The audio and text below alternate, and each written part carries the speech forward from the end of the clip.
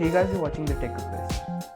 Top 5 best laptops under 1 lakh. और ये video बनाने में लिटरली मेरे को बहुत ज़्यादा रिसर्च करना पड़ा था, so please consider subscribing and liking the video. तो मेरे एफर्ट को थोड़ा सा अप्रिसिएशन मिलेगा, please subscribe and like. Anyways, इस कैटेगरी मतलब अगर आप 1 लाख के अंदर एक लैपटॉप लेना चाह रहे हो तो मैं फर्स्ट ऑफ ऑल कुछ कहना चाहता हूँ कि अगर आप इस प्राइस रेंज पे कुछ भी लेंगे तो फिर मोस्ट प्रॉबेबली आप कुछ रिग्रेट नहीं करेंगे। मतलब कुछ ऐसा नहीं होगा कि बहुत ज़्यादा कुछ दिक्कत होगी या कुछ क्वालिटी कंट्रोल इश्यूज़ होंगे या इस तरह का कुछ बहुत ज़्यादा पॉसिबिलिटी नहीं है होने का।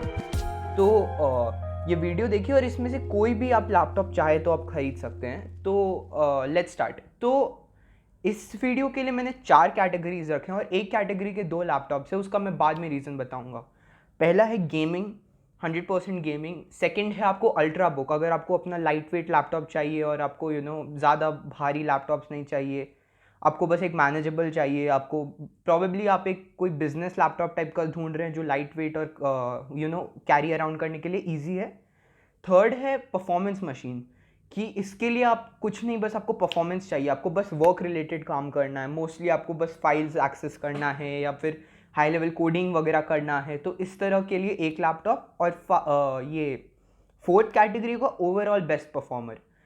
इसमें मैं ओवरऑल बेस्ट परफॉर्मर को नहीं कहूँगा खरीदने को, क्योंकि सबका अलग अलग नीड्स होता है।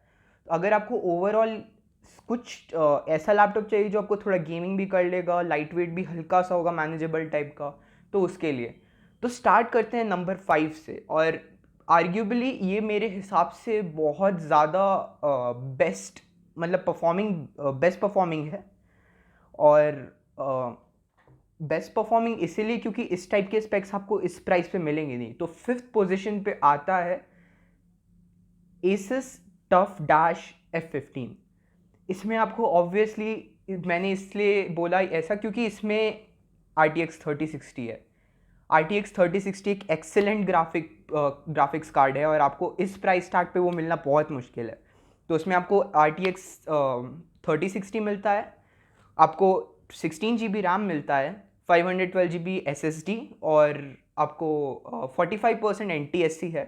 तो बहुत ज़्यादा कलर एक्यूरेट नहीं है, बट आपको इधर परफॉर्मेंस ओरिएंटेड ज़्यादा है ये लैपटॉप। वेट भी बहुत ज़्यादा हैवी एज वो नहीं है कि मतलब मैनेजेबल नहीं है। 2 kgs है, 2 kgs है तो मैनेजेबल नहीं है। मतलब अगर 2.5 से ज़्यादा एक्सीड करता है या 2.3 2.4 टाइप का, तो मैनेज करने में थोड़ा सा दिक्कत होगा, लेकिन 2 kgs is kind of manageable, आपको ज़्यादा सोचने की ज़रूरत नहीं पड़ेगी। तो 5th पोजीशन पे ये आता है। और 4th पोजीशन पे वो लैपटॉप आता है जो पाँचों लैपटॉप में से अगर मैं पर्सनली ख़रीदने वाला रहता तो फिर मैं यही वाला खरीदता। और एक और चीज़, Asus TUF F15 का प्राइस 95,000 है, सो 5,000 लेस देन 1 लाख। और ये वाला लैपटॉप जो आपको 4th पोजीशन पे आ रहा है, मेरे हिसाब से ओवरऑल बेस्ट परफॉर्मर हो सकता है इन टर्म्स ऑफ परफॉर्मेंस। आपको कोई क्या कहते हैं, इसमें कोई कुछ भी कॉम्प्रोमाइज़ करने की ज़रूरत नहीं है स्पेक्स में। ऑब्वियसली इसका वेट आई गेस 2.1 kgs है। मैं बात कर रहा हूँ Asus Strix G15 2021 मॉडल। और इसमें मैं ऐसा इसलिए कह रहा हूँ क्योंकि ग्राफिक कार्ड इसमें 2050 Ti है, तो आपको स्लाइटली 10% लेस ग्राफिक परफॉर्मेंस मिलेगा Asus TUF F15 से। पर आपको उसके बाद Asus TUF F15 में i5 प्रोसेसर है और यहाँ पर आपको Ryzen 5 5600HS मिलेगा, जो एक एक्सेलेंट प्रोसेसर है। ऑब्वियसली वो i5 को एक बहुत बड़े मार्जिन से बीट करता है रॉ परफॉर्मेंस के टर्म्स में, तो ऑब्वियसली उसका परफॉर्मेंस ओवरऑल TUF F15 से बेटर होगा। अब आपके ऊपर वो डिपेंड करता है कि आपको ज़्यादा प्रोसेसर परफॉर्मेंस चाहिए, थोड़ा सा ज़्यादा ग्राफिक परफॉर्मेंस। मैं पर्सनली रहता तो मैं ऑब्वियसली ये लेता। और इसका एक बहुत अच्छा एक फीचर है जो आपको इस प्राइस रेंज के लैपटॉप्स में नहीं मिलेगा, और वो है इसका sRGB ये क्या कहते हैं, सराउंडिंग लाइट्स। बेसिकली लैपटॉप के नीचे एक स्ट्रिप टाइप का है जिससे आपको sRGB और के लाइट्स निकलते हैं। पूरा कीबोर्ड भी बैकलिट है, तो वो भी sRGB बैकलिट है, तो आपको वो भी कोई प्रॉब्लम नहीं होगा। एंटी ग्लेयर डिस्प्ले है, तो मतलब ज़्यादा सनरे से फ़र्क नहीं पड़ेगा। और मैट डिस्प्ले है, तो बेसिकली गेमिंग ओरिएंटेड है। ये और इससे पहले वाला दोनों का 144 हर्ट्ज रिफ्रेश रेट है, तो मोस्टली गेमिंग ओरिएंटेड है। और इसका वेट भी बहुत मैनेजेबल है, बहुत सुंदर दिखता है लैपटॉप। और इसका एक प्लस पॉइंट ये भी है कि लास्ट ईयर से इस ईयर तक इन लोगों ने 7% ऑफ द बॉडी रिड्यूस कर दिया है एसिस स्ट्रिक्स G15 में।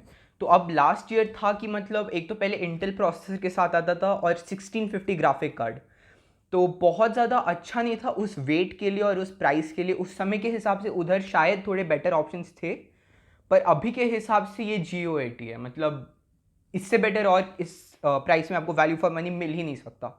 इसीलिए मैं पर्सनली सबसे ज़्यादा ये वाला प्रेफर करता हूँ, क्योंकि ऑब्वियसली मैं गेमिंग भी करता हूँ, मैं टास्क ओरिएंटेड काम भी करता हूँ, मुझे एडिटिंग भी करना पड़ता है, तो मैं ये चूज़ करता क्योंकि ओवरऑल ये एक इस बजट में बहुत अच्छा लैपटॉप है।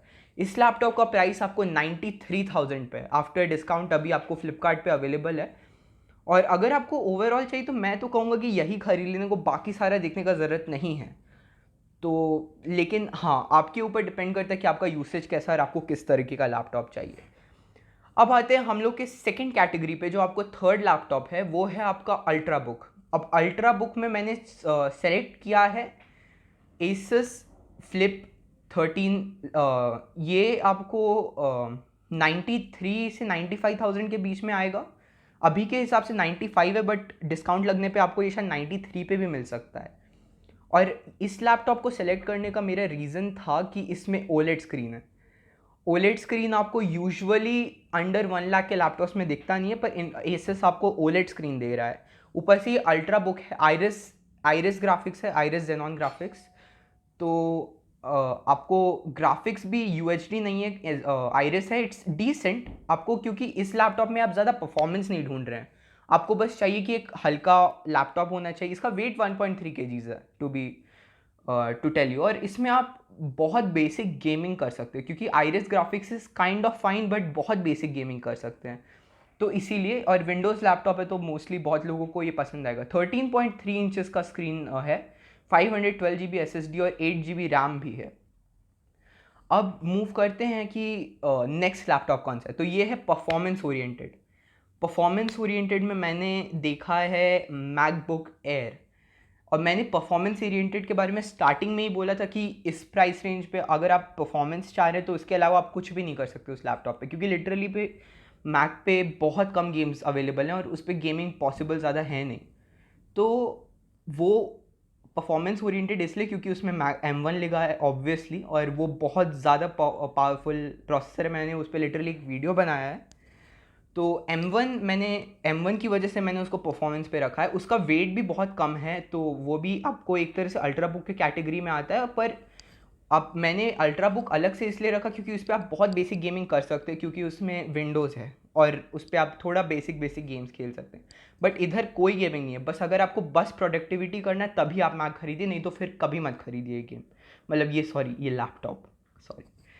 और लास्ट आता है ओवरऑल बेस्ट परफॉर्मर। अब मैंने इस प्राइस रेंज पे आपको रखा है, मतलब ये बहुत ज़्यादा अच्छा लैपटॉप था, बहुत लोगों को ये लैपटॉप अच्छा लगा था, तो ये था Zephyrus G14।